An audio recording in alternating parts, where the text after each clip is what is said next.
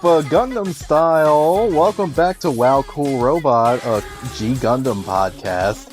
I'm Argyle, and with me as always are Max and Audrey. Hello. What's up? Off the bat, you know what I noticed about these episodes that we watched? Yes. They started getting racist. They started getting a really racist with them, because these are characters we're probably, we will probably never see again, or at least they're not part of the main cast. So one is legally dead. Yeah, one is legally dead at the end of these.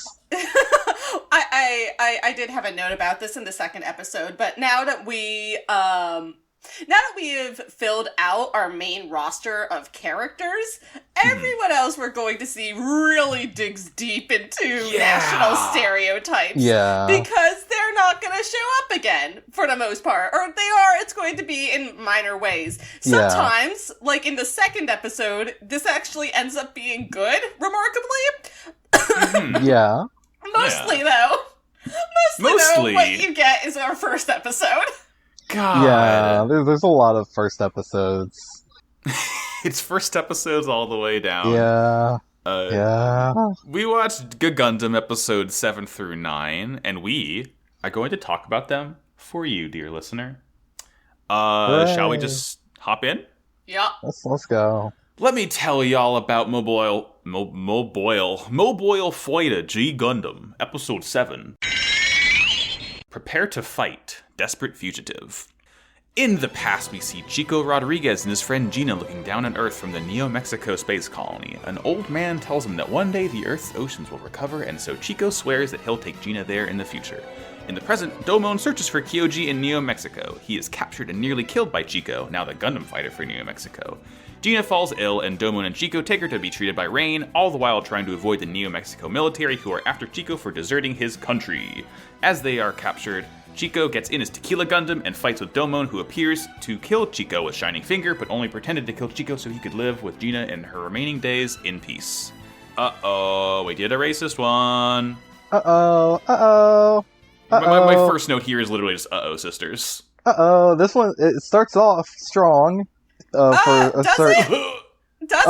Well, look, I mean, I don't mean strong necessarily in a good way. Yeah, strong is strong good. In that it punches you in the face. Yeah, so from the jump, we get a first view. So this is the first episode we get that doesn't open with, besides the first episode, that doesn't open with Stalker giving a play-by-play of, like, what's happened so far and what, like, the Gundam fight is. Instead, we get a first look at the Mexico space colony. Listeners, can you guess what the Mexico space colony looks like? Can you guess what it looks like? Can you guess? That's Blue's Clues voice. That's right. A sombrero. It's a sombrero. It's a sombrero. It's also a desert. It's a desert. It's got cactuses on it. Folks here at fucking Sunrise, we've exhausted our knowledge of Mexico. Also, I want to point out that, like, the Mexican space colony is apparently so shit that people want to go back to Earth. Yeah, not very fucking cool of you, Sunrise. Pretty bad. Pretty bad. Not good. It's fucking, like, we see an old man playing guitar. I mean, we know that these two want to go back to Earth, to be fair. We don't really know what it is like in general on the Neo-Mexican space colony. I guess. I think it's a reasonable assumption given how delicately the show handles other cultures that it's not going to be a terribly flattering portrayal of Mexico and its culture, but regardless. Yeah, I mean, Yeah, we see an old man playing guitar, and we see these two kids who are staring out the window at Earth, and he's like, "Hey, Chico and Gina." Yeah, Chico and Gina. The old man is like, "Hey, you see that ocean there? It's dog shit now, but it used to be kind of cool. There's no fucking fish in it, not a single one. No fish in the sea, homie. But maybe one day there will be. Who can say?" Yeah. So in the future, by the way, you only have one dating prospect because there are no other fish in the sea. Yes, thank you, Audrey. Very good. Damn. I had sent the volleyball up, and I was waiting for one of you two to spike that back down. Drift compatibility, baby. Did we say what the name of this episode is, probably? Oh, yeah, no, I did. Yeah, I did. Oh, okay. It's prepare to fight I'm desperate just making fugitive. sure. Okay, cool. Yeah. And then Chico, like, swears that he's going to take Gina to the ocean when he returns to Earth when they grow up. And it's like, oh, they're nice. They're buddies. And then it's modern day. And we are notably, we're in a coastal town, and I think, like, I don't want to say statistically, but I think this is probably based on Cancun. That's what I would guess, probably, both because it's, like, a popular tourist spot, so that's probably, like, right. the one they were able to find in, like, guidebooks and shit. Mm-hmm. Yeah. Because God knows they didn't go to Mexico. Yeah, as we see in the next episodes as well, like, all the places they go tend to be very tourist heavy I mean, spots. yeah, it's like we went to Paris, we went to Rome, we went to, desolate Russian village. We went to Russian Alcatraz. Alternate universe New York. Mm-hmm. New York. Neo New York. Yeah. And yeah, so it's theoretically Cancun.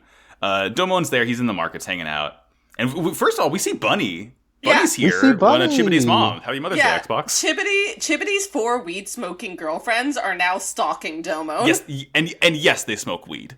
Yes, they're always smoking. I love Bunny, honestly. I love to see her. She's very like capable. I like Bunny a lot. I like that she's like somehow a spy master now. She has done the most out of all the girls so far, which isn't much, but like... I mean, she was very much hypnotized when she was doing stuff last time. But I mean, Chibity did send her out on the, just to send a message. So I guess like whenever he has some task to do, she's the mother of mothers. Mm-hmm. She's the all mother. I don't love that. Her name was Banui. Happy Mother's Day, Xbox. Domon does as Domon is wont to do. Which is just ask everyone in the market, hey, have you seen this guy? He should laminate that photo by now. That thing's gonna get torn apart soon. I mean, it's already been torn apart. I'm so glad that now you have is just like the constant joke for us now. Yeah. Have you seen him? Now you have. Now you have. Have you heard this joke? Now you have. It never gets old.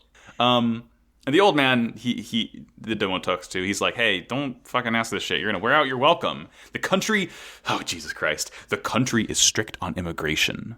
Fucking come on. Damn. Mexico Like, is? I know this was written in 93, 94, and I feel like it's become more prescient today, just with time, but like, oh, God, that made me do Jim Office face at nothing in particular. Yeah, that's a... Oof. There's more stuff with that later on as well, God. by the way. When Chibity gets more involved. Yeah. U.S.-Mexican relationships in G Gundam, exactly. Interventionism! Yeah. I think the show might not be good, folks. No, it's great. Ask me again next episode. Yeah. We see a guy in this, like, shark jaw shop, and he's framed, like, literally within the jaws of the shark. It's a cool shot. They should teach us in every cinema studies class. Yeah.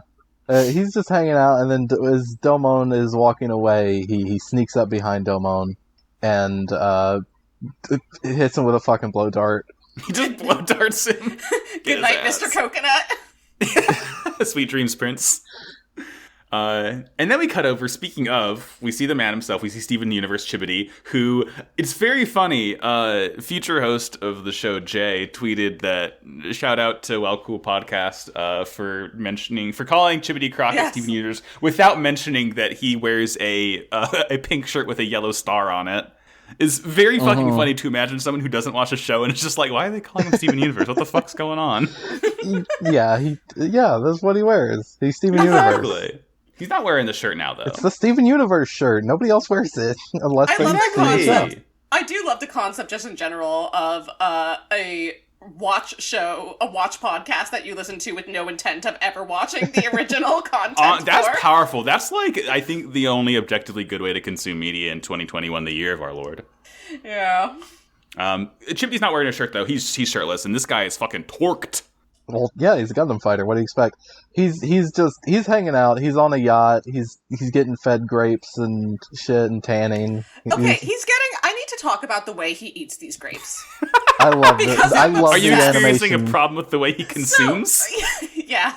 So, all right. So we got three of his weed smoking girlfriends with him, and they're doting on him. And one of them is doing the indulgent Roman Emperor feed you a grape from hanging overhead. Except she hangs the grapes above him, and he we talked about shark jaws in the last scene. This is the real shark attack. He, like, leaps up and just, like, chews off a third of the entire vine that she is holding in one go. It's gruesome. Good for him. I love the animation on this. Baby hunky. What is there to say? Baby hunky. And he's hanging out, and the sort of like Mexican government officials are here, and they're talking about Chico Rodriguez. They want him to fight him to give him a second chance, even though Chico's like constantly running from his country. And Chico's like, "No, I'm actually here to fight my boyfriend. Thank you very much." Yeah, I'm here to fight Domon Kashu. Please, I've only got one man that I want to see. Didn't you watch the second episode of the show? I only have eyes for him. Please.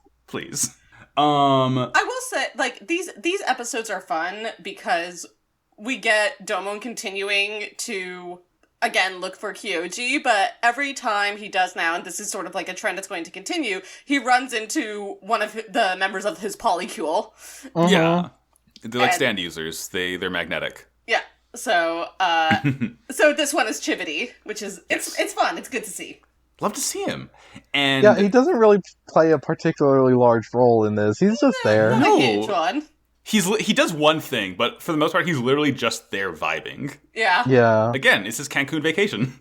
And they get the news in the yacht that Domon's been captured, and the officials are like, "Oh, many men have been going missing, and it's all Chico's fault." And, you know, speaking of the devil, we cut to Chico, who's about to just fucking shove Domon off a cliff. Yeah. Chico and Gina are there, and Chico's like, somebody's going to die. And Gina's like, a fun! And Chico's like, and murder.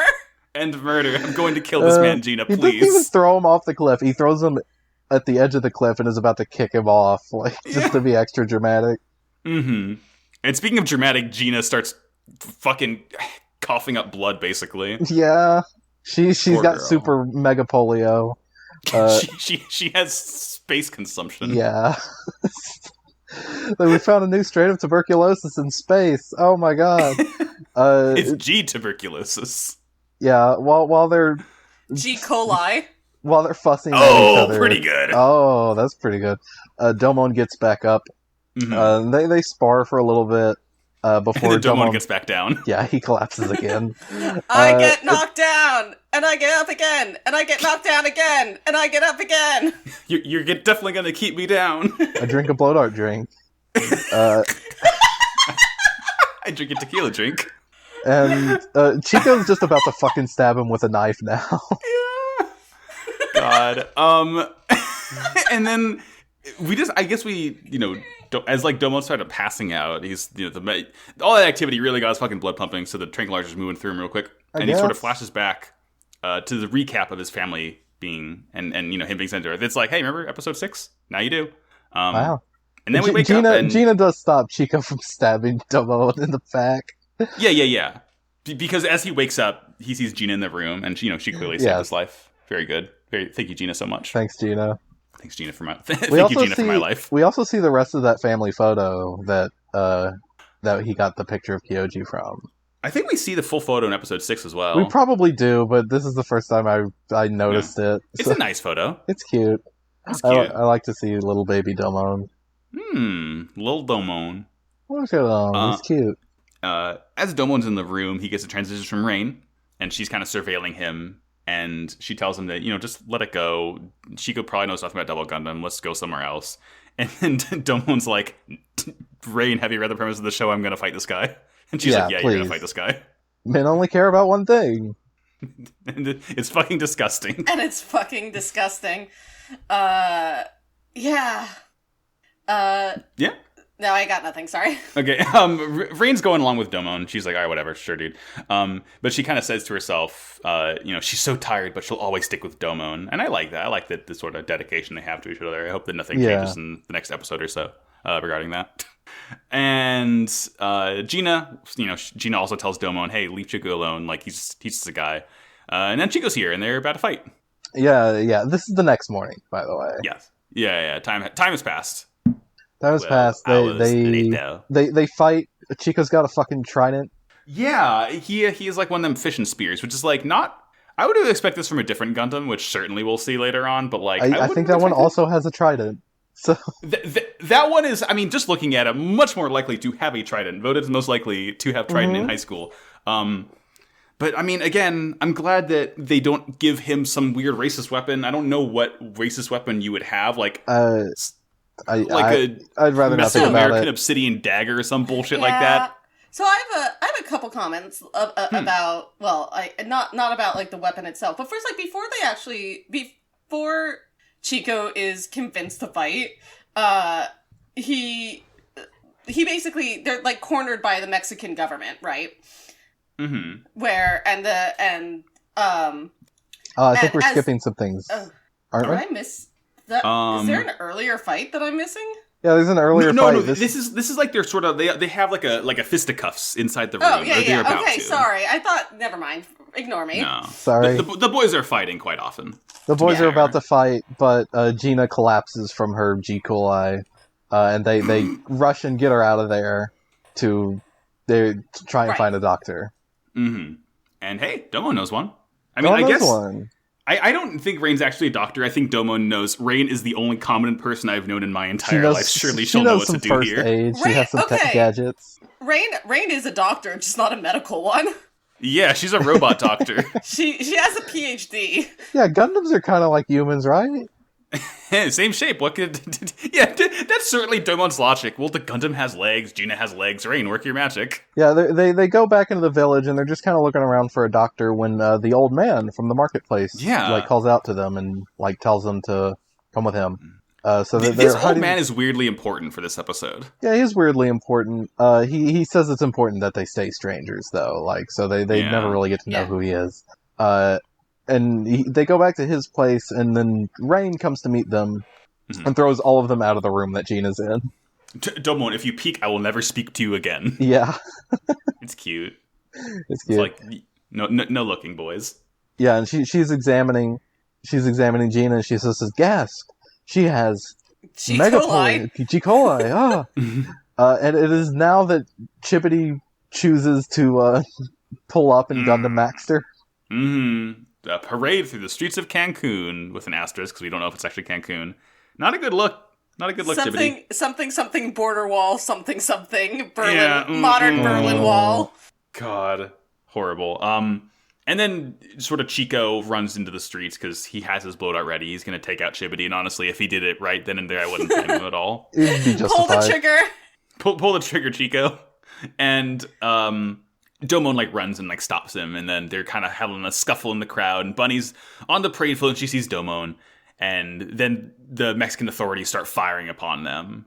And once again, the third fucking time, the old man's here to guide them into a little safe Chico house. Just slices escaping the top off of a guy's sombrero while they're yeah, it's cool.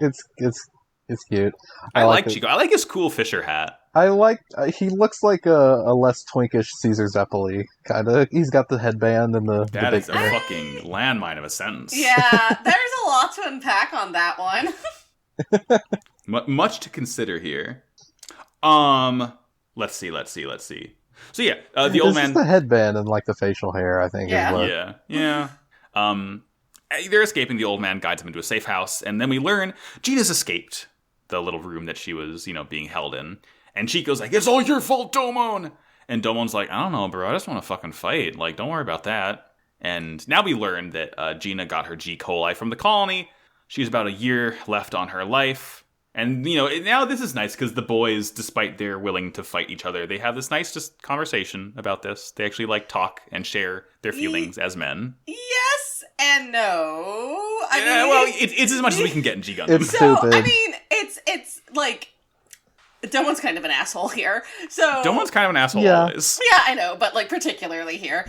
And so Chico is saying she got G. coli, and I just want her to be on Earth. And I'm running away from Gundam fights because I want to spend. She only has a year left to live, and yes. I want to spend all my time with her, and there's always going to be another fight, and I'm sick of it, and I don't want to fight anymore. So yeah, I run away from fights.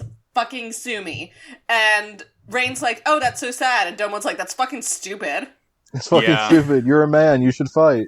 Come on." Chibbity's burying his soul, and Domon's like, "Have you considered trying to do a shiny finger? It's your choice." Yeah, I do it all the time. I do it every day. Yeah. Every day I wake up and open palm slam my glowing green hand at my Chronicles of Riddick VHS tape. And I'm realizing now, this is something... So, I think this actually might be the sequence that was quoted in those Toonami promos I kept mentioning earlier. Really? Because I very distinctly remember Domon saying in them, so you're just gonna keep running away? You're just gonna keep running away? Like, those are the two lines that I remember him yelling in the promos, and I think they may come from these episodes. From this episode specifically. Domon. Interesting. Very, very shrimp-interesting. But they figure that Gina's probably left to go back to Chico's house, so they drive off. Yes. And they're driving off, and Rain is wondering aloud, does she know that she has a year left of her life? And Chico's like, yep. And then, we get more explanation on what's going on here. And then as they're driving, they're on like a cliffside road, and they see Gina fucking passed out on the side of the road. The cops notice them, so like they're being pursued as well. Yes. So, but they still stop for Gina, because of course they do. Senpai noticed me. You can't not stop not for like Gina. this. Not like this. And Chico grabs Gina, and he refuses to leave her behind. And Gina, what does Gina say to Chico in this part? Like as he's holding her, as the cops are like fucking surrounding them. Does she say anything like decently profound? Well, so Gina says, brother, like, run away, just leave me behind. And again, Domon turns to him and goes, are you going to just run away again? And then Chico says, Gina, I could never leave you behind. And then he backflips into the water, and Rain's like, what the fuck is he leaving It's her always behind? Sunny title card, Chico leaves Gina behind. Yeah. And Domon's like, no, he's getting his Gundam. Yeah, and Domon knows, and then Domon also jumps off. Coincidentally is right there in the water. Yeah, specifically what Domon says here is, like, so Domon's like, calls Shining Gundam, and Rain's like, Domon, you can't fight here, like, Gina's gonna fucking die, and he goes, that's got nothing to do with me. Domon, I don't know how to explain to you that you should care about other people. Yeah, Domon's like, that's between her and this cold specter of death. It certainly isn't, my friend. But they're suiting up. Chico's straight suit is, I hesitate to call it cool. It has an M with a sombrero on it. I'm so sad that we didn't get to see Chico's transformation sequence into this god-awful neon orange tracer suit nightmare. Let me see Chico's yeekos in that suit. Let me see Chico's cheeks. Yeah. They don't call him Chico for nothing. Double Chico up on a Sunday. Yeah, so Chico's in the Tequila Gundam.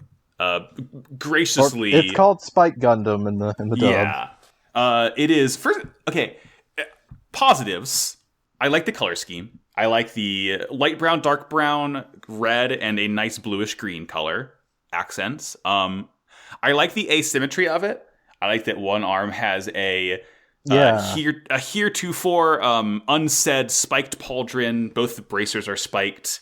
I'm not saying why they're spiked yet, but its left side has a little bit of a Rose Gundam thing going on, where it looks kind of like a sort of a poncho shawl on the back of the arm. It's got some cannons as well on the shoulders. Yeah, a couple cannons. It has, interesting. It has verniers only on its left shoulder, because that's where like the sort of like classic Gundam shoulder armor are. The negatives, it's wearing a fucking sombrero. So here's the thing for me, which is that, like, honestly, within the world of G Gundam, where like George is piloting a Gundam that's literally Napoleon, for example, like, even the sombrero doesn't bother me a ton, but combining that with the name of Tequila Gundam, combining that with the fact that it's that's sort of like the bottom line with me. It's like, you really couldn't think of anything better than Tequila. Like, if it had been called, like, for example, Muertas Gundam, or like Vaquero Gundam or something like that. Like, there's a huge, very cool Mexican tradition of, like, very serious, both, like, battle and, like, rebellion, and, like, you know, and, there's a lot to draw from. There's a lot. There really is a lot to draw. They at least drew on a historical figure for France. They did no such thing for Mexico. Yeah, I mean, but again, like, if it had been called, like, Vaqueros Gundam, for example, like, I would have been like, all right, like, I can go with it. But calling it Tequila Gundam, it's like, you just fucking gave come on. Yeah, well, what's the one Mexican thing you know? It's like the drink. Okay. Yeah, God, and like Spring Break Gundam. Yeah, it fucking compounds, because, like, again, its bracers and its right shoulder are cactuses, and it doesn't have face vents, but instead it has a green-colored section of its face that is meant to look like a mustache, which is just like, oh, fucking come on. Yeah. I didn't even clock that. It's such a shame that, like, from an objective standpoint, if you're looking at it, basically, like, if you get rid of the sombrero and you make the cactus spikes more of like a Zaku spike, where it's like just a few big spikes. I'm kind of into the cactus spikes. I kind of the color scheme looks fucking dope. I love that about it. It's just this is a little couple design tweaks, and we can make this significantly less racist. Yeah. Mm-hmm. It also has a very cool beam trident, which I do like. I like that. That's just pretty like, cool. You know, I love a weapon on a pole. I'm going to hoot and holler every single time, and this is no exception. But yes, to be very clear, listeners, it is incredibly racist. Yeah, very, very bad, not good. It sucks. Hate to see it. We also Shout see out to Colin for getting a sticker with yeah, it. no, fucking of all, it's because from the USA Gundam store. They send it, if you buy a kit, they send you a big sticker with it. Like, I have a High New sticker that I got from a couple months ago, and I forget what mine is. Of all of the fucking stickers, of all the Gundams to pull, they did a Tequila Gundam one. Like, okay, like, yeah, I guess appreciate the classics, but not like this. Give me Rose Gundam or something. Yeah. We also see, interestingly enough, a different mobile suits here. Because we've seen this before in New York and in Japan, where like the colonies have their own mobile suits that are like totally separate from the actual Gundam. These are called pescadores. Yes, I love these guys. They have big, these things funny fucking bird rule. faces. Yeah, the pescadores are cool. They look like bird faces. They interestingly enough, so we noticed that the bushis, they were like Zakurium, I think they were made out of, as a reference to Zaku. These are made of Zognium, which is a reference to the Zok, which is a amphibious mobile suit from the original Gundam series. Interestingly enough, it looks more like a Hygog, in my opinion, from the 0080 OVA. But regardless, both amphibious mobile suits, same design line. These things look fucking cool. I like them. They remind me of Ludicolo. Yeah, that's what I was thinking of. It's kind of a Kappa sort of weird duck thing. Yeah. But they're fun, and that's what the Mexican government is using to fight them off. But fucking Chibity's here, and he just guns them down. Yeah, He's he like, does the one thing that he does in this episode, and he uses his guns for maybe the only time that he ever uses them. It's just funny that Maxter just has fucking revolvers. Of course it does. Why wouldn't it? Yeah, I pointed this out. It has 6 shooters. God, so Domon gets really pissed off, which is like really funny. He's like, hey, a Gundam fight is one-on-one, and there's a moment Chibity doesn't actually say anything, except like, oh man, you're no fun, but it's basically like, didn't you interrupt George's fight with Cuba? And Domon's like, shut the hell your mouth. Stay in your lane, Domon. Yeah, come on. Mind your own fucking business. And Domon and Chico fight, and this is maybe the shortest fight in this show so far. It's like 5 seconds? Immediately, Domon just fucking cuts his arms off like it's nothing. Yeah, like, Chico, like, stabs at him with the trident, and Domon chops his fucking arms off, and activates Shining Finger and grabs him by the face. Yeah, and Chico's like, finish it, kill me, make it hurt, make it Come count. on, fucking kill me. Domon's like, okay. And just fucking blows Tequila Gundam's head up and sinks it into the ocean. And Chibity, who's watching this, is like, yo, what the fuck, dude? Wait, Domon, you were serious about killing people? I thought that was a joke. I thought people didn't actually do that. People die in the Gundam fight? He's fucking dead! What the fuck? You have blood in your hands and fucking... And, as... Chico tells Domon to take care of her, and Domon's like, do it yourself, as a Tequila Gundam sings. So there's a little bit of a hint something else is going on, but...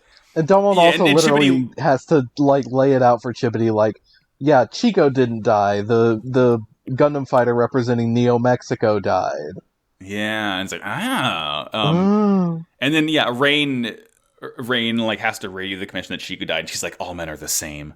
Like, men only think about themselves. So I guess Rain doesn't really get it yet. Rain and it's literally disgusting. And, like, we see Gina crying on the beach, and then, hey, Chico walks up, and they'll be together forever. Yeah. Yay.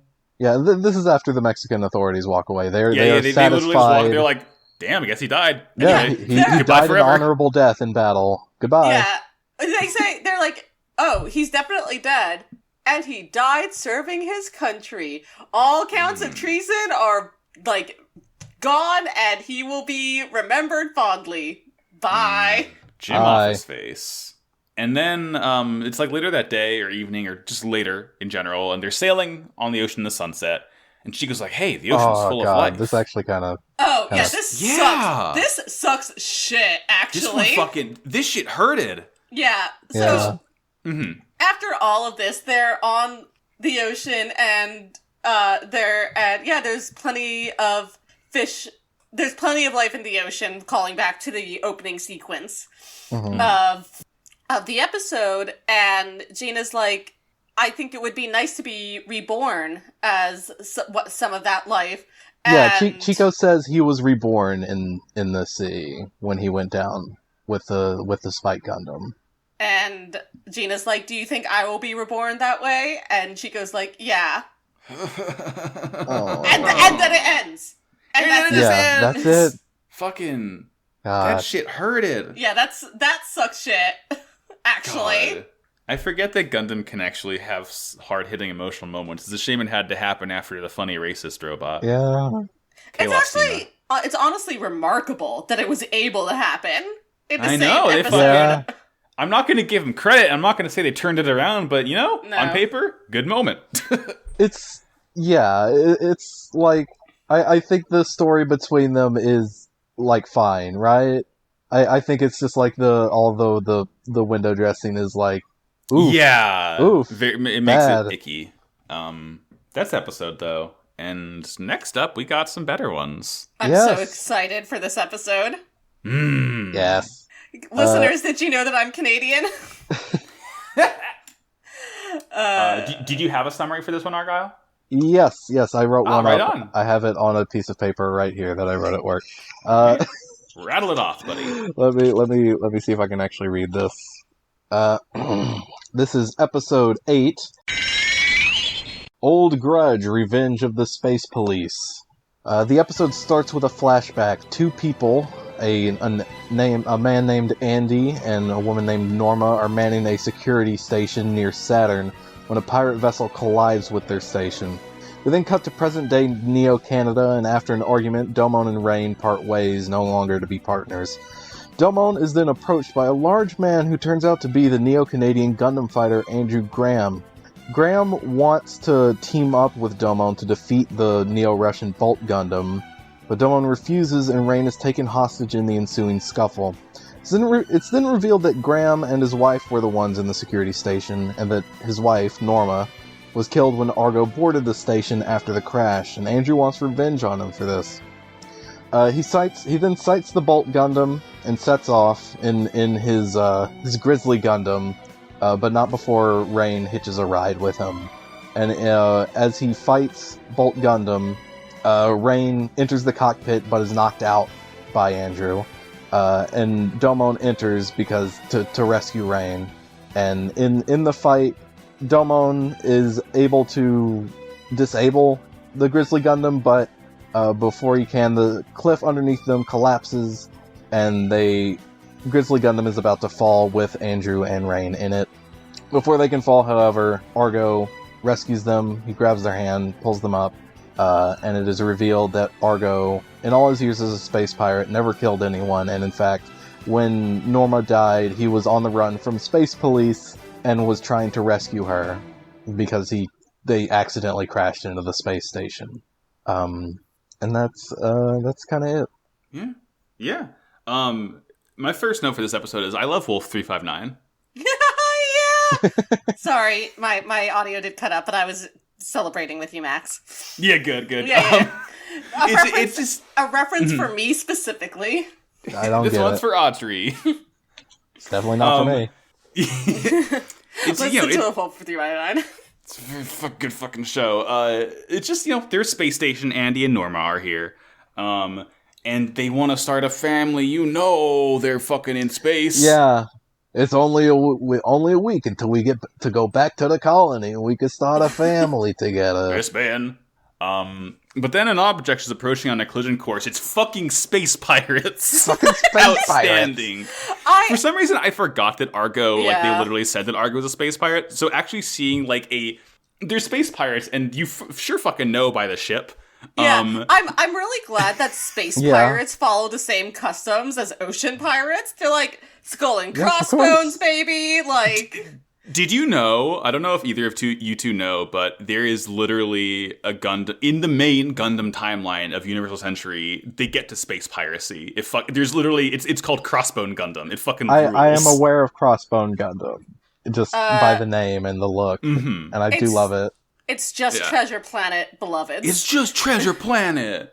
Damn, what if fucking Captain What's-His-Face did a shiny finger with that big old robot hand? Damn. But yeah, the ship fucking, it's on the collision course, and we just kind of flash forward. We do get some exposition from Stalker, like, this is a flashback, this happened in the past. Oh, yeah. How does this relate to what's happening in today's Gundam fight? Today's opponent is Neo Canada, the Grizzly Gundam, or Lumber Gundam in the sub.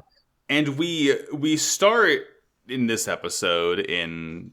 not Canada. I'm pretty sure this is the New York side of Niagara Falls. Yes, it is. Okay, so they start off in the Cave of the Winds, which is the only thing worth going to on the New York side of Niagara Falls. So, as a small aside, my mom was born and raised in Canada. She was born pretty close to Niagara Falls and grew up largely in Toronto.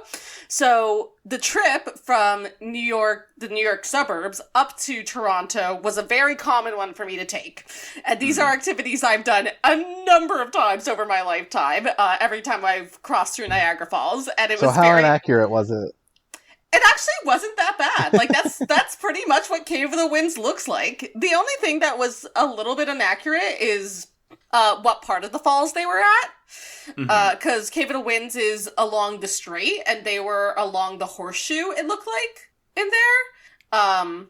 But yeah. I'm nodding emphatically. Yeah. I mean, it's a pretty good representation of what Cave of the Winds looks like. We also see a little later on the second favorite thing to do, which is on the Canadian side, actually, though it's in the middle of the water, which is Made of the Mist, which is a boat that you go on that gets that's right in the center of Niagara River and goes like right up to the falls, and you get like sprayed on super, super hard. And we see that in the Gundam fight. Yeah. Yeah. We see clearly who is clearly the pilot of the Lumber Gundam staring down menacingly at Domon and Rain. And they're, I love that they're in the ponchos. It's so fucking funny seeing these fools in like the cheap-ass Niagara Falls ponchos that I guess you're probably legally mandated to wear, because I've never seen anything about it. I hope Domon is wearing the cape underneath the poncho. Oh, he is. You're not legally mandated to, but you're gonna have a real fucking bad time. Yeah, you're gonna get real fucking wet. You might as well be. He's staring menacingly, and Rain wants to take in the view and tries to get Domon to take a break, and Domon is having none of it. She's like not speaking to him anymore, and he's like, "You're lucky you have an easy way out." Fucking the kids are at it again, fighting. Yeah, the kids are fighting. Yeah, so they say they're not going to talk to each other ever again. They're not partners anymore. Bye.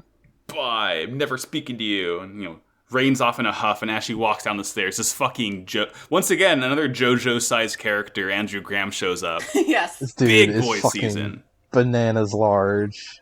This boy drinks his maple syrup. Yeah, holy shit. And he's like, hello. Honestly, like, given the course of the other Gundams that we've seen here, I am mostly relieved that Lumber Gundam wasn't Maple Gundam.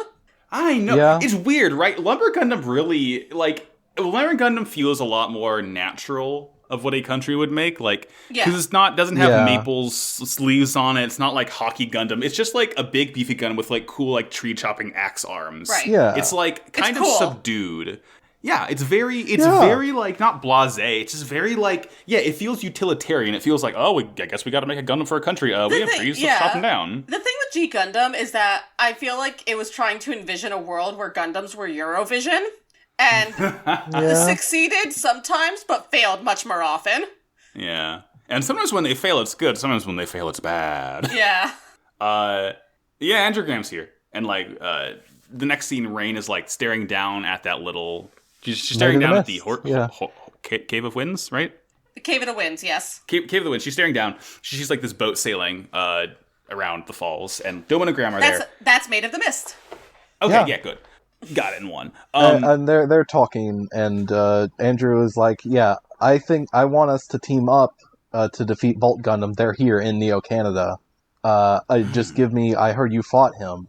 Just give me any information you have on the Bolt Gundam, and then we'll be good to go. Mm-hmm. Nice. Yeah, and Domon's having none of it. He's like, Gramps like, I'll give you my Gundam's head after I'm done fighting. Yeah, Argo. I just want to defeat Argo. That's it. Mm-hmm. And Domon's like, actually, fuck you, and he like jumps off and gets in his Gundam. He's like, your vibes are rancid. I hate your entire approach. And and Endergram's like, sorry, eh? And also gets in his Gundam. Yes, he also gets in his Gundam. The Grizzly Gundam, which, it's just kind of big. It's got big, giant fucking shoulder spikes, axes on the arms.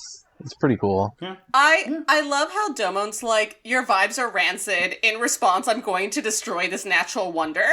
Yeah, don't fight here. This one's actually good. It was one thing when you destroyed the Statue of Liberty. This is like extra fucked up though.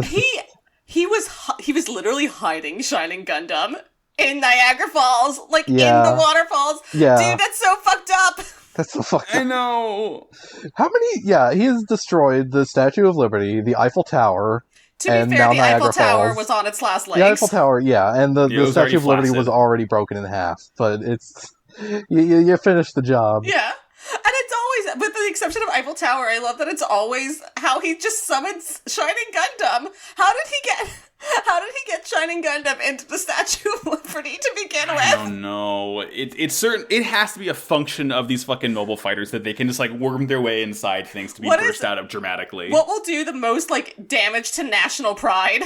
Quick, destroy it. Oh, it's fucking great. And they're fighting. Domon is trying to attack Graham, and Graham's just starts swimming around. Grabs him from behind, just yeets him into the falls. I'd love to see Grizzly Gundam fucking swimming. That's great. Yeah, it's cool. And then he comes up behind Domon and gets him in a bear hug. What else? Yeah. Just fucking squeezes him. Andrew rules, actually. Yeah. He's fucking cool. I like this guy. And then Rain is there yelling for Domon, who's getting his ass kicked, and Graham sees her, and he's like, hey, you're coming with me. I mean, he does it. Yoinks Rain. He does it a bit more politely. I want to understand. Everyone to understand he's like that. He's I apologize for what I must do. Yeah. He's like, I really didn't want it to come to this, but sorry, I gotta do this. Mm-hmm. I just gotta. And he takes Rain to the Rockies. Yeah, meet me in the Rocky Mountains if you change your mind, Domo. Anyway, got your girl. I'm literally misstealing your girl. So. And I'm literally halfway across the country now. Mm-hmm. God. In the Rocky Mountains, that very small place where it's easy to find someone in the Rocky Mountains. I know. Yeah, I feel like the animators in Japan maybe misjudged the size of Canada. No. I have a book that we picked up into Toronto Airport once, which is called How to Be a Canadian. And there's quick stats about Canada in it. And one of them is size, and it's Canada is this large, of which only about 40% is inhabited. It's hey, it's God said, hey, I froze half your country, so I gave you extra. Yeah. Big fuck country. I believe it. Fucking big. I've never been there myself, so I couldn't verify, but I'll take your word for it. Speaking of big countries, Neo Rush is here. Yeah, Neo Rush is here! Yeah, Argo's here. What's her name? Natasha, probably, is Girl here. Boss. Girl Boss. Yeah, Girl Boss. The Girl Boss KGB. is here, and the KGB woman. It stands for King Girl Boss. Yes, King Girl Boss is here, and a bunch of just KGB agents, I guess. Just guys in trench coats and fedoras with guns. Yeah. And they're just escorting Argo out, and he's like, this seems a little bit ridiculous, don't you think? And King Girl Boss says, well, Domon Kashu's here, I heard, and he's very unpredictable, which is Domon's cue to explode all of the big fucking red Donkey Kong barrels that are nearby. Yeah, he's played Half-Life. He knows how it goes. Yeah. Just fucking presumably kills a lot of these KGB agents. Oh, yeah. And Domon's here, and Argo immediately throws himself at Domon, trying to beat him down. Domon's dodging, And he gets grabbed, and Domo was planning this because he reverses the grab and slams Argo down instead. This and is then an they get insane surrounded by fucking guns. weird So- suplex reversal where as he's tossing Domon over his head, Domon flips and grabs him by the shoulders and slams him into the ground. So he's owned, actually. To be very clear here, this is almost motion for motion the exact move that Graham just did to him, throwing him into it's a waterfall. It's a rear bear hug, and then it goes into kind of a suplex, toss over the head sort of thing.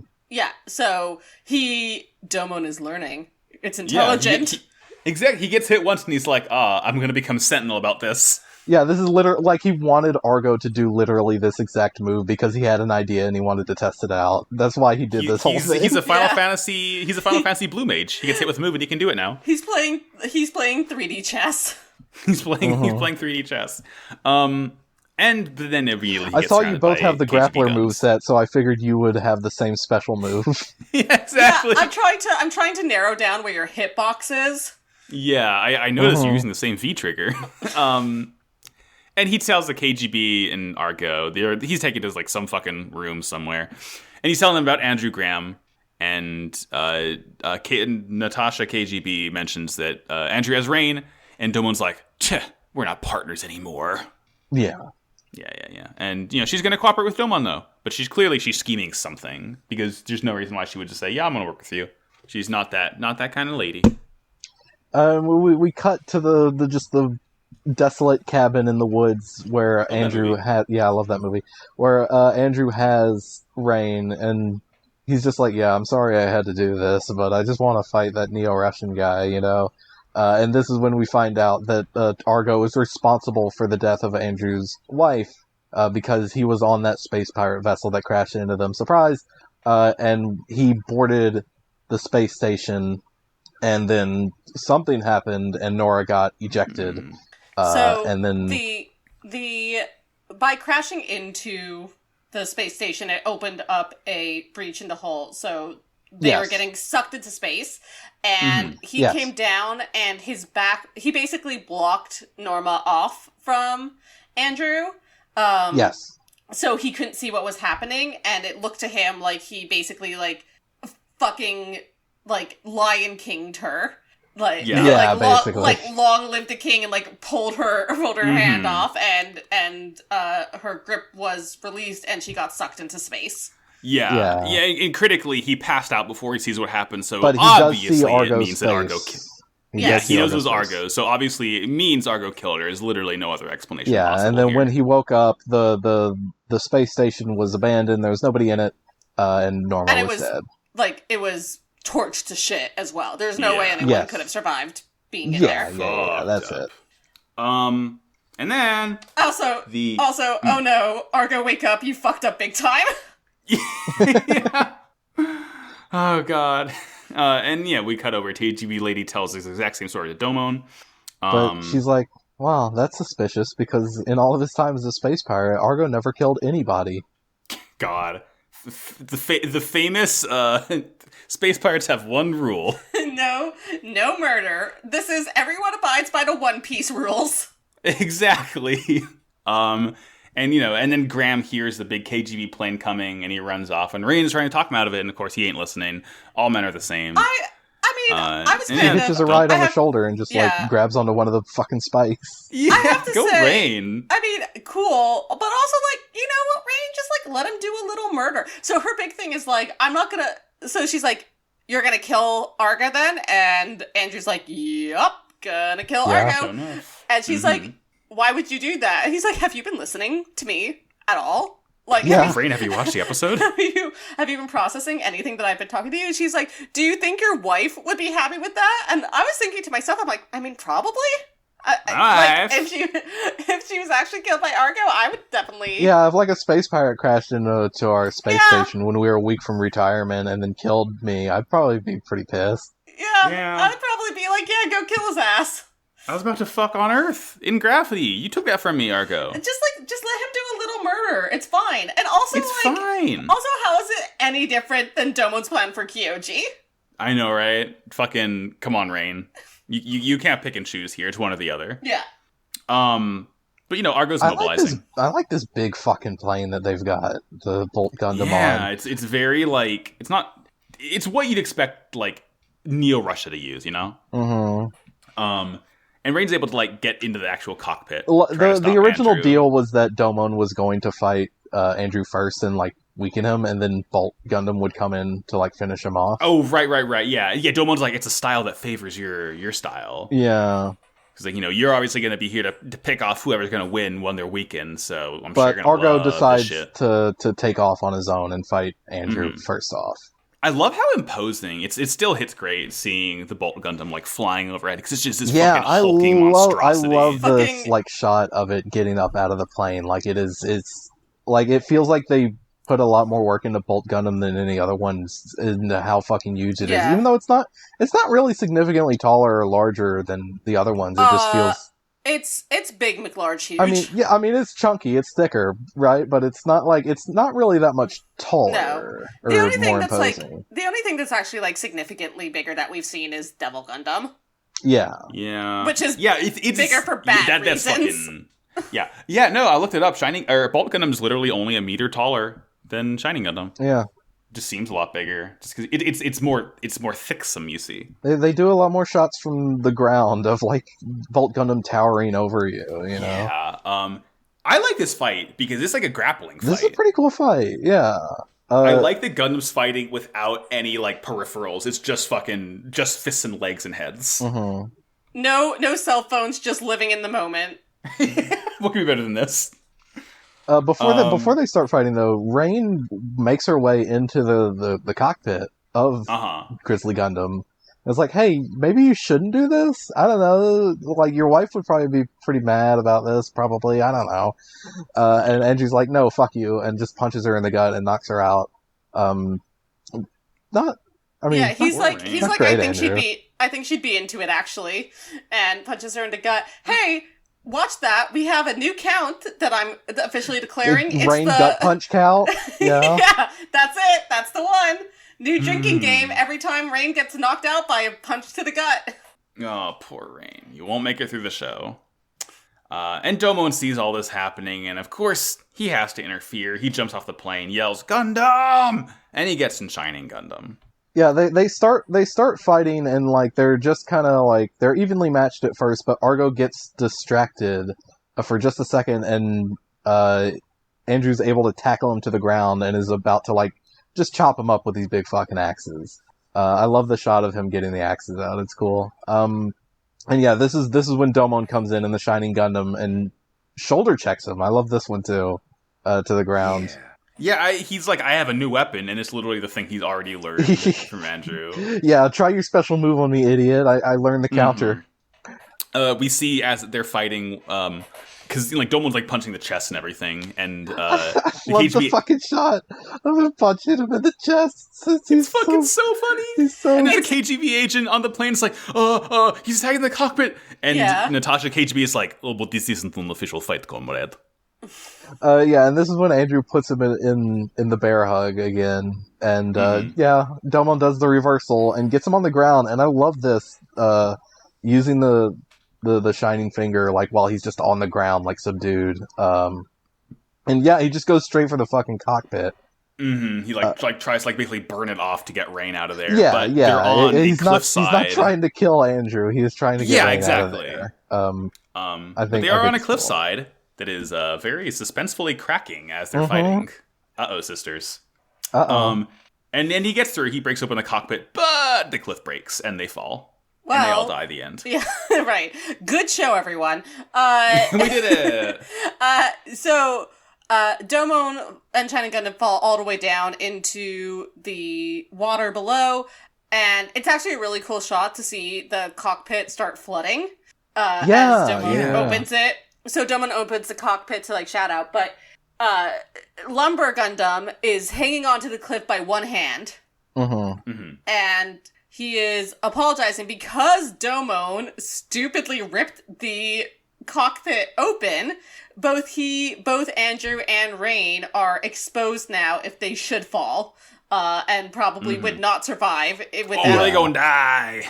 Yeah, without injury the way Domon did. So... they're hanging on, and Andrew's like, I'm really sorry. I didn't mean for this to happen. I've done the exact same thing that Argo did to me and my wife. It's happening again. I warned you about the revenge dog. I warned you, dog. I told you, bro. And then we get another intense emotional moment because, like, Domon just starts pleading. Oh, He's God, like, this is so good. This is so good. Yeah. He's basically willing to just give up his quest right there and now to save Rain's life. And it's like, oh, Domo, I love you so much. Yeah, no, this is when Argo walks up, and everybody is absolutely sure Argo's gonna fucking kill Andrew. He's gonna, like, kick his hand. The hand emoji. He's gonna do Long Live the King on Andrew as well. You know, like he did to his wife. Exactly. It all comes very full circle. Yeah, and Domon is fully breaking down at this. Andrew even comments on the situation. He says, so here we are again, with you except it's me this time and not my wife.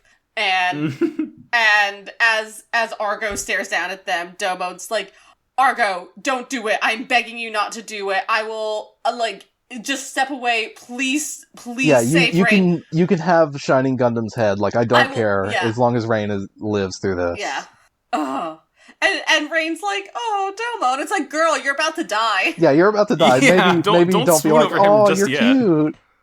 And then Andrew's telling Argo, do it, make it count, make it hurt. Yeah, fucking kill me. Do it. You'll be able to sleep soundly with knowing that no one else is going to come after you after this. What about Domo? Nah, fuck that guy. But then Argo just grabs his hand. Yeah. And he, like, pulls it up. Yeah. And KGB lady's like, it all makes sense now. And then, you know, she... Yeah? So, as he pulls him up, Andrew's like, why are you doing this? Why would you save me? You know that I'm going to continue coming after you until I have my revenge. And Argo's like, do it, basically. Mm-hmm. And saves them. It's like, yeah, come get me, bitch. Yeah. I got a bomb on my chest. Anywhere. Come on. I'm game. Argo's like, I got a bomb on my chest and the entirety of Russia trying to, like, kill all of my friends. So, like, yeah, fucking do it, dude. Why not? And the Natasha KGB sort of gives the whole backstory on what actually happened, because the space police forced Argo's ship to that station. A-cab. As it turns out, all space cops are bastards. Mm-hmm. A-scab. A-scab. Don't be a scab. Don't be a scab. And Argo tried to save Norma, but she got sucked out into space. Yeah. And Argo says he won't run or hide. He'll win the Gundam fight and save his friends. And fucking, Andrew's still around to fight him next time. Yeah. So, I do want to point out, one of the last things that happens is Domon and Rain are looking at Andrew, and Rain's like, do you think he'll continue to go after Argo to the finals? And Domon says, it depends if he can put revenge behind him, says man on revenge mission. Yeah. Once happiness is gone, it will never return. Fucking chill out, Domon, jeez. Yeah. Like, this episode was the man's grief. Yeah. Neo Canadian wife guy. Yeah. Neo wife guy. Pretty good. That's the episode. I like that one a lot. I like Lumber Gundam. I like Andrew Graham. Mobile wife guy, G Gundam. All right, y'all ready to make some fucking funny British jokes now? Yay! Oh my god, am I ready? Finally, I've been waiting for 10 years. All right. Oi, governor, it's too long. Domon travels to London to defeat Neo. Wait, what's the episode name? Sorry. Episode is Powerful Enemy, Chapman's Heroic Challenge. So now I need to start over again, which is... Oi, governor, it's too long. Domon travels to London to defeat Neo England's 3-time Gundam fight champion, Gentle Chapman, who has won his fights through the use of unfair tactics. His most recent victim is Neo France's Georges Sand, who comes to Rain and Domon severely injured after his fight to warn them. Oddly, despite shooting him from near point-blank range, Chapman only grazed Rose Gundam's cheek, so while George needs to recover, he's still in the fight. Chapman and his wife Manon invite Rain and Domon over for tea, where Chapman tries to convince Domon to use his youth doing something better than fighting wars, and Rain notices Chapman taking a mental stimulant. When she tries to investigate further, she happens upon an army of unmanned Gundams confirming George's story, and is promptly knocked out. Meanwhile, Domon finally goads Chapman into a fight. This fight, like with George, is rife with cheating, and Rain awakens in a control room to find that Manon, although she has accepted that Chapman will live and die by the Gundam fight, has been helping him cheat behind the scenes. Despite the rigged fight, with some help from George, Domon is able to crush John Bull Gundam's head with Shining Finger. Though Chapman repents, the shock of the fight kills him, and Manon warns Domon and George that his fate is the fate of all Gundam fighters. Go blimey, governor. This is pretty good. This is a pretty good episode. All things. I like this one a lot. Yes, this is really good. Was very good shit. As I've mentioned before, literally all George does is go against cheaters, and it's disgusting. It's you love to see it. I like that he just takes off one of the dummies' head with a rose bit. That's yeah. Cute. It rules. And George is fighting. It's super fucking foggy. It's I think it's Minovsky fog. Or it's some sort of fog what fucks up your sensors. Yeah, because it is not just a visual impairment. It also fucks up the infrared and the radar and everything on the Gundams. Yeah, and we see he's destroying the dummies. The dummies are called, what are they fucking called? I don't have it in front of me. They're called cachings. Okay. Cashings. They look similar to John Bull Gundam. Not identical, but they're similar enough. Similar enough that one might think one of them is John Bull Gundam. Yeah. Yeah, they have the same color scheme, which is the main sort of thing. Yeah. They have that red, green, black, and yellow. And George... John Bull Gundam is called Royal Gundam in the dub. Cause I'm still in a dream, Beefeater. Yeah, it looks like a fucking Beefeater. And I want to mention one of my favorite bits of lore about G Gundam, which it might come up later in the show, but it doesn't really matter. It's not like spoilers or anything, so I just want to say it. Yeah. Gentle Chapman, as we find out, is a 3-time consecutive winner of the Gundam fight. Oh yeah. And he did all of these through his use of sniping, using beam rifles and shit. Him doing this, accomplishing this feat, was so monumental that it changed the meta of the Gundam fight. Yeah, and everybody started using ranged weapons after that, right? And it was so prevalent up to the point where Gentle Chapman got his ass whipped so hard by Domon's martial arts teacher, Master Asia, that everybody then switched to martial arts, and that's why everybody's we gotta punch again, dude. Everybody's doing close combat now, except for Gentle Chapman. Fucking meta-defining. I love that the Gundam fight has a meta and that it shifts with the times as different strategies become more prevalent. Yeah, no, it's super cool. What a fun universe.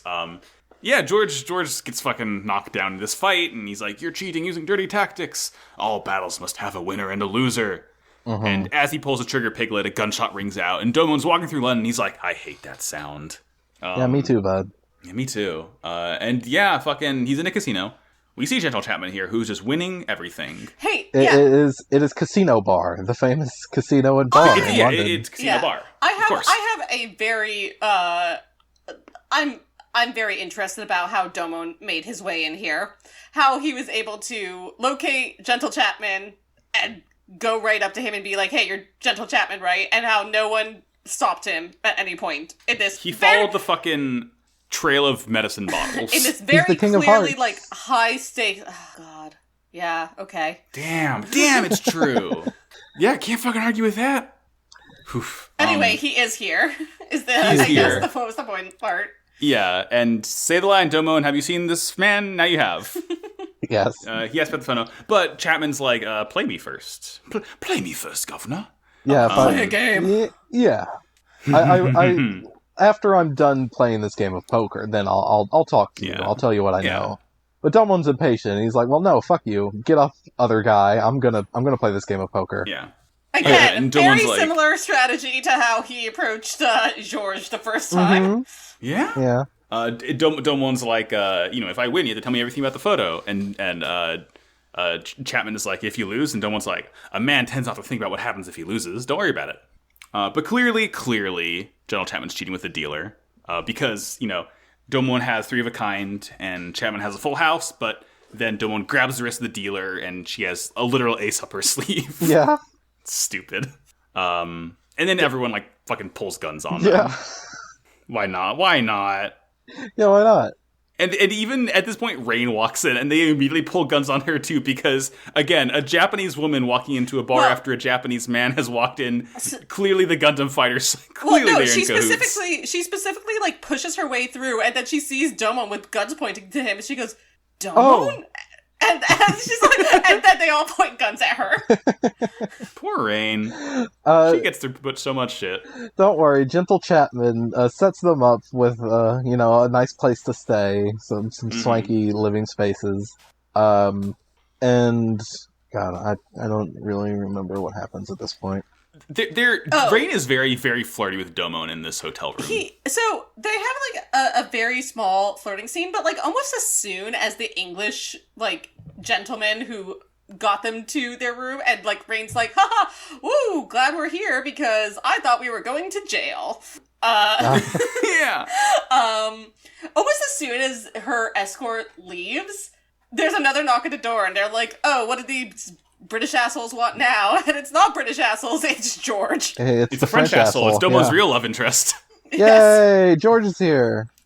He's also like dying, Squirtle. Yeah, he's fucked up. They bandage him up and give him some medicine, and he's like, Gentle Chapman. He's no gentle chap man at all. God. If you thought that George was gay before, he oh has my God. Such an obvious, huge, like, childhood crush on Gentle Chapman. Yeah, like, he loves the daddy. I was like, oh, you're kind of a daddy guy, all right. Like, but he's like, he was my hero. Like, he dueled with honor. And with dignity, he was a perfect knight. He was everything I wanted to be. Yes. And now he sucks! He sucks. Don't meet your heroes. Yeah. And when he reveals that Gentle Chapman has been using underhanded tactics. He's got all these dummy robots. He's got this fake fog. And he also reveals that before, like, he had him, like, at the end of his gun.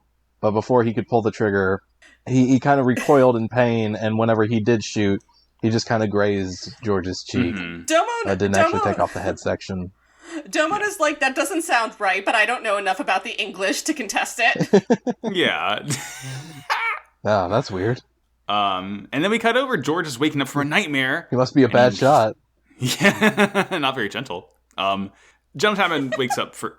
my notes were confusing because I wrote Gentle Chapman as George.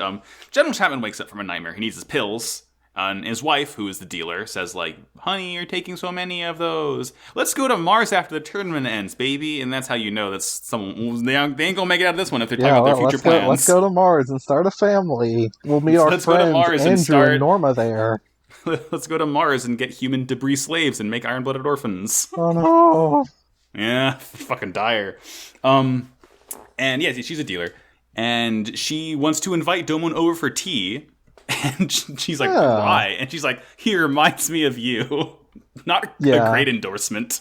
He's got the same piercing stare. Same intense eyes. Mm-hmm.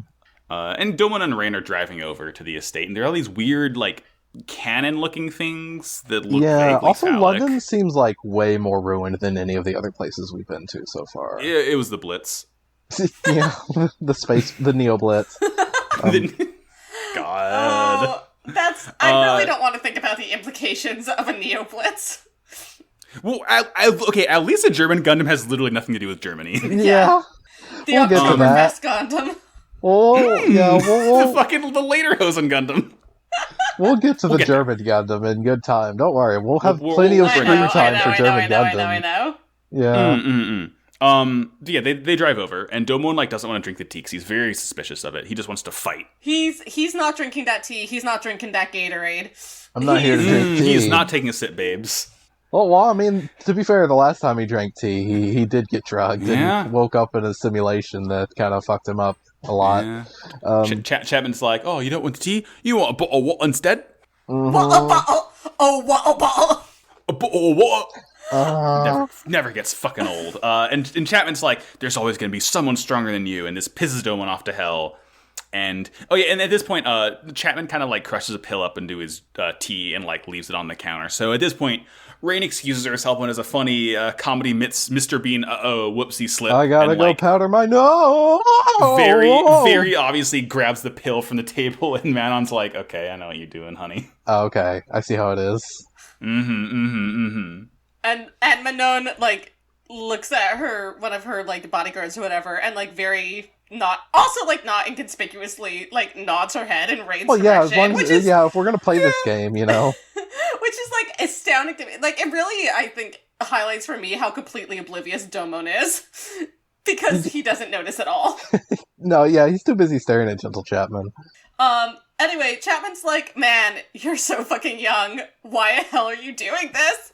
And Domon's like, oh, I love fighting. And Chapman, I won't lose against a washed up old man like him. And Chapman's like, Jesus Christ, that I used to sound like you. Please, I am begging you. You have so much life ahead of you. Don't spend it doing this shit. This shit is so bad. It's literally going to kill you someday. It is literally going to kill you someday. This is the worst thing I could ever imagine. I'm stuck in an endless cycle of Gundam fighting now, and I can never break away with it. I'm in hell. I can never break away with it, but it's not too late for you. And Domon's like, but I like it. No, I don't know about that. Domo just posts a shining finger emoji. Yeah. I think I'll be fine. While this is happening, Rain is still sneaking around the estate. Sorry. Oh, wait. Sorry. Just really quickly, my actual note for it was Chapman, war's bad. Wow, cool child soldiers. And Rain analyzes the pill, and she finds that it's some sort of mental stimulant. Hey, yeah, she's a fucking drug-sniffing dog who is able what to... can't she do? She just, like, licks the residue off of this pill and is like, ooh, a mental stimulant, huh? Okay. What the fuck, Rain?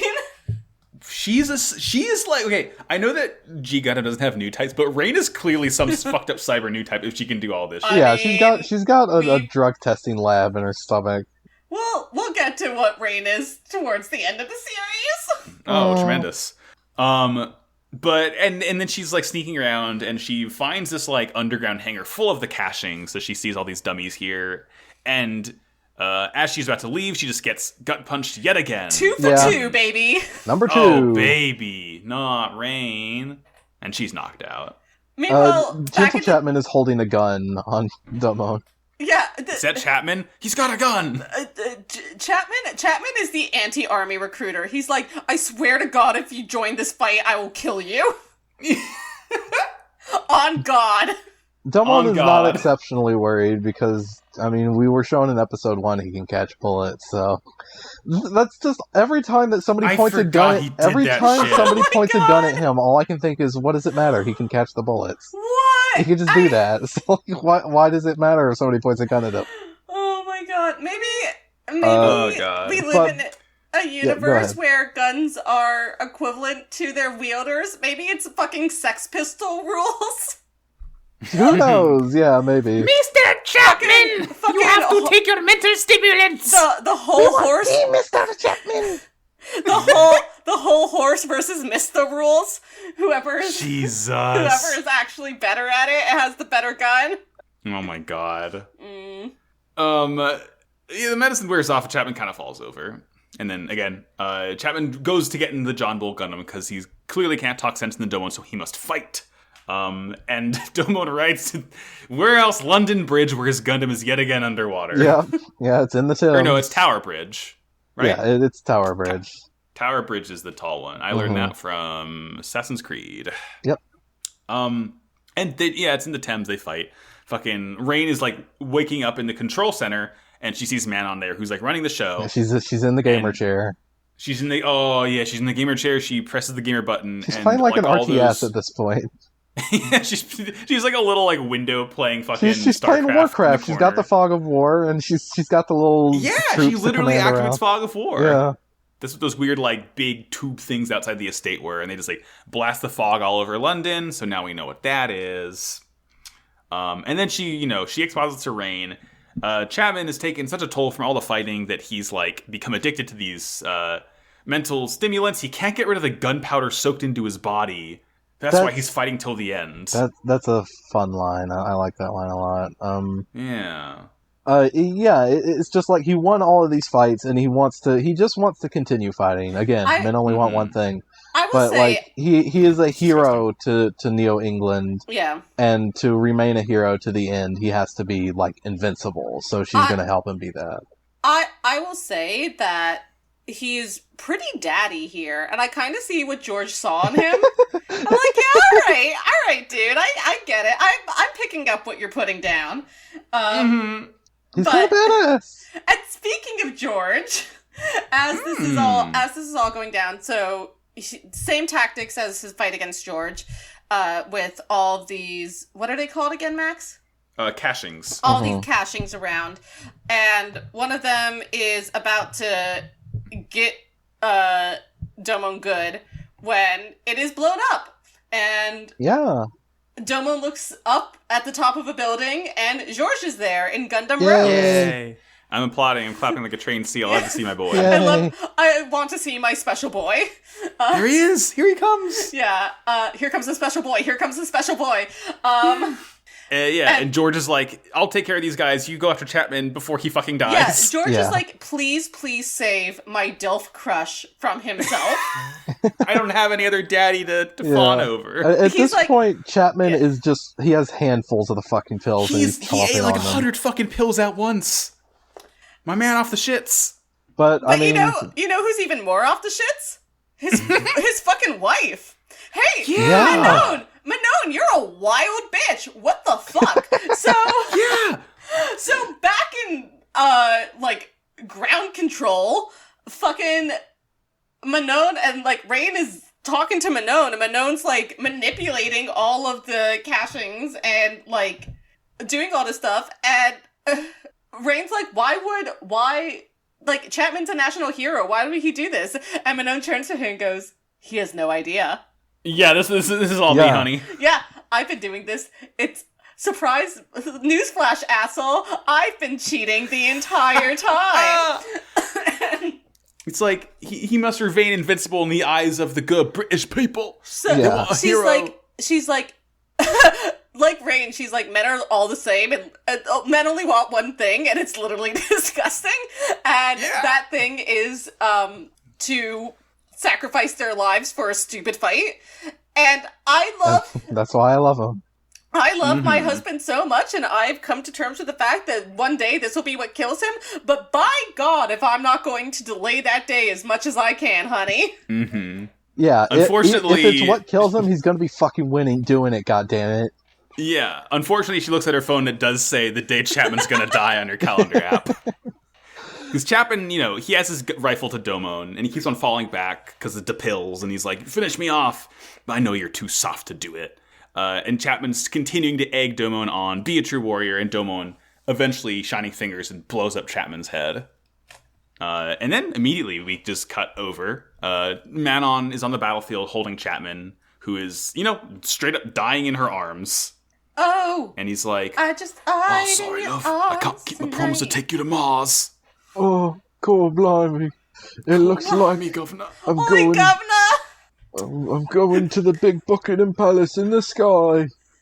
Oh. Don't fuck with us. Don't fuck with this podcast, as we only know one joke about the British. I'll see you next Tuesday. I'm finally gonna meet Big Ben. You were a good Is Tempong in it? God save the Queen. Tell Queen Victoria I'm sorry. I'll see you for tea.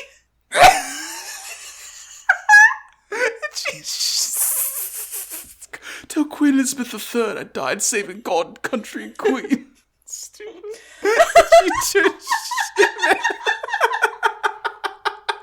Don't worry, it's fine. He's gonna come back. He's as the next Doctor. He'll just be a different actor now.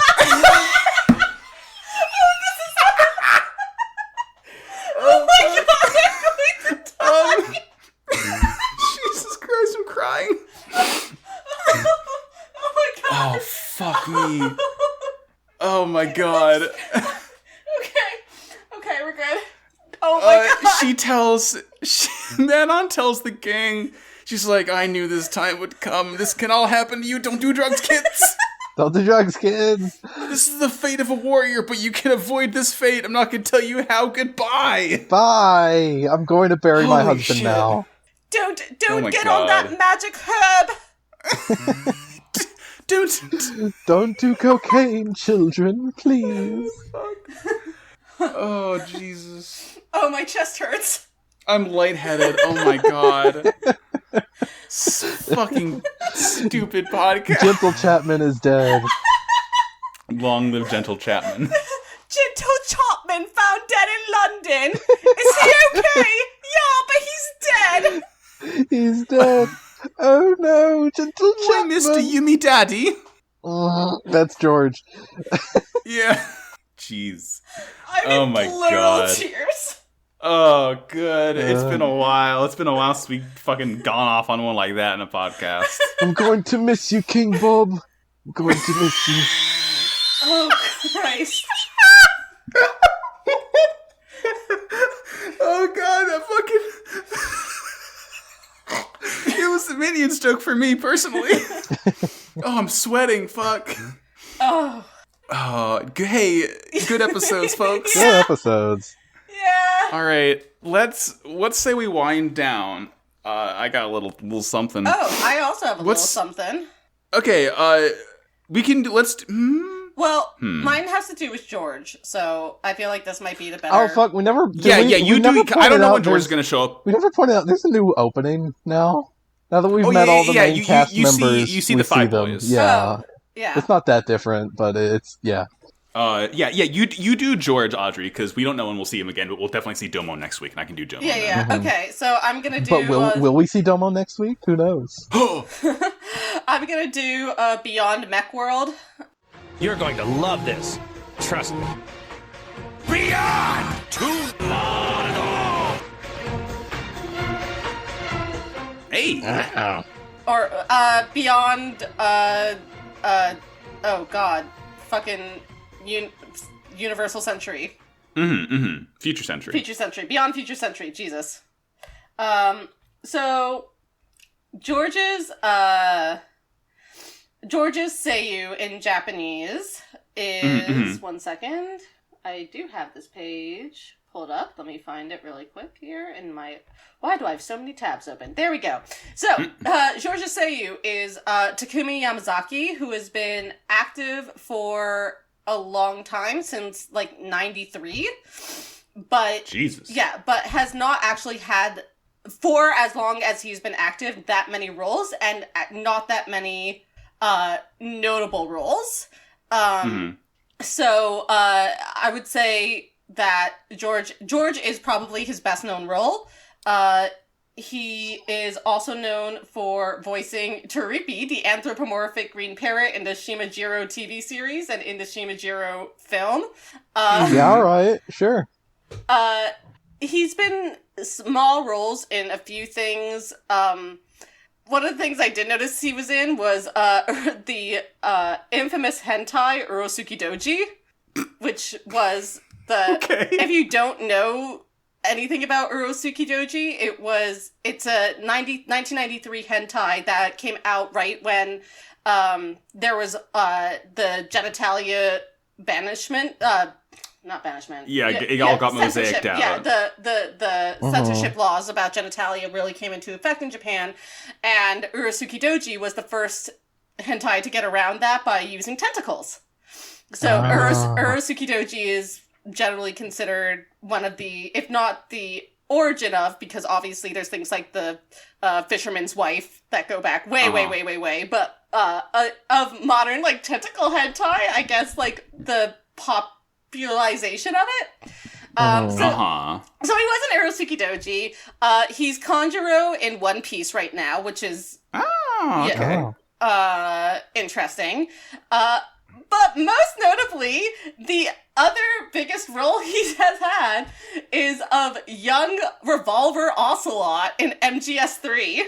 Fuck yeah. Fuck yeah. In the Japanese version, which is very funny. He's like, I'm going to play homosexuals, and I respect that. Yeah, I mean, he's got a type. he plays notable. I wouldn't say fop, but it looks like he played Makuve in Gundam: The Origin, who's like he's a pretty fancy lad too. I feel like this voice actor seems to be playing nice fancy. Oh, he also played Geist in Bravely Second End Layer. He plays the fucking Blood Joker. Awesome, tremendous. Yeah, he was fucking Lopter in Bayonetta 2.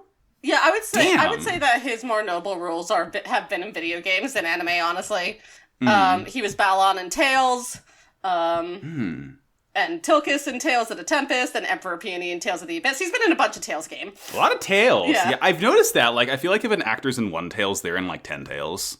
Yeah, but that is Takumi Yamazaki. Hell yeah, I am saluting. Thank you, George Descend. Thank you. Omelette du fromage and all that. Adamska Revolver, Adamska Ocelot. Shalashaska. 12 shots. Shiska's Ocelot. Ocelot. Ocelot. Yep. Lolly Lulelo, etc., etc. Fuck yeah. Good episode this week, folks. That was a fucking... Yay! Oh, that was laughter therapy. Oh my god. Hey, this episode's going to come out on my birthday, actually. I just realized that. Oh, happy birthday. Everybody tell Max happy birthday. If you're listening to this on the day it comes out. If you're not, don't do it. Don't do it. I will be 28, I think. I'm pretty sure that's how old I am. I will be so close to not being the absolute grandma of the series that I'm on now. Mm-hmm. Well, yeah, you and Elliot are our grandparents. Yeah, I'm older than Elliot. This is not a Roy erasure. No, she's Roy's the Pot Nana. of Greed. Yeah. Let's wind down. Let's do our plugs. Since you did the opening, Argyle, you want to go first? Yeah, sure. I've been Argyle. You can find me on Twitter at Argyle_funk. You can also listen to Pot of Greed. It's about Yu-Gi-Oh! GX. We just finished season 1. It's really good. Yes. I can't wait to see what more the show has in store because it's been pretty fucking bonkers so far, and it was a lot of fun the first season. You can also listen to my Yakuza podcast, which I host with friend of the show, Jordan. We are currently talking about... Oh, I should say the name of the show. It's called KMRO-FM, aka Kamarocho Radio. We're currently talking about Yakuza 2, which is one of my favorite games in the series. Check it out. Also, a new game was just announced, so we're pretty excited about that. Yay! Yeah! You get to beat up high schoolers. Yay! Anyways, Audrey? Oh, yeah, I can go. I've been Audrey, and you can find me on Twitter and Tumblr at Optimum Prime. You can also listen again to Pot of Greed to hear more of all of us collectively, because we're clowns. Don't have any other projects in the making at the moment, but if you're interested in potentially hearing more from me, possibly more critical analysis about anime and other pop culture, you can follow at The Reticulation. That's TheReticulation on Tumblr, Twitter, and Facebook for updates about a website I'm trying to launch with a very good friend of mine that will highlight and uplift LGBT voices in the realm of pop culture criticism. And I'm Max. You can find me on Twitter at MaxyBajillion. You can, in addition to Pot of Greed and other shows, Slappers Only, a video game music show and podcast. This episode, by the time it's up, we will have released our episode on Bravely Default 2, featuring me and Gigalithic and also Jordan, who was there during recording the entire time. Jordan loves to play JRPGs. The J stands for Jordan. And also, no, that's all my podcasts. This show is on Noiseface.xyz, a podcast network made by our good friend Matt GameCube. You can find this, all our shows, many, many more. Go check it out. Go to twitter.com/podcast for our tweets. All I really do is blog cool Gundam art or funny Gundam memes that I see. And also, there's a link to our Discord. You can come hang out. We have a Gunpla channel. We talk about the comings and goings of our lives. Talk about Gunpla. And talk about Gunpla. It's fun. Oh, I just realized. It's my turn this week. Yay. One of you has to ask me. That's the rules. Hey, Max. What's your robot of the week? Oh, I'm glad you asked. Breaking with tradition, I'm going to actually pick something from Gundam. Wow. I am almost at the end of my huge fucking backlog of Gunpla kits I've had since December. And my robot of the week is Ball. RB-79 Mobile Pod Ball, which is literally a ball with a little eye hole that the pilot sits inside that has two little pinchy arms and a big fucking howitzer looking cannon on top. Hell yeah. Sometimes that's all you need. It's very stupid. It's very, very goofy looking, and it's such an iconic Gundam weapon. Sometimes all you need is ball. It's ball. Ball is You life. have mobile suits, mobile armor, mobile fighter, mobile pod now, mobile horse later. A lot of mobiles. I can't wait to see Mobile Horse. I've been waiting. One of the 5 horses I respect. Yeah, I've been waiting for Funsaki for so long. And that will do it for us. Thank you again for tuning in. Thank you, Argyle and Audrey, for restoring maybe a couple months to my lifespan with that good laughter we had earlier. You're welcome. And as we always say, in the words of Gentle Chapman, God rest his soul. Oh no, I shouldn't make a British person say colonialism is bad, huh? I'm gonna do it anyway. Colonialism is bad, mate. Wow. Cool robot. That was Australian. Good night.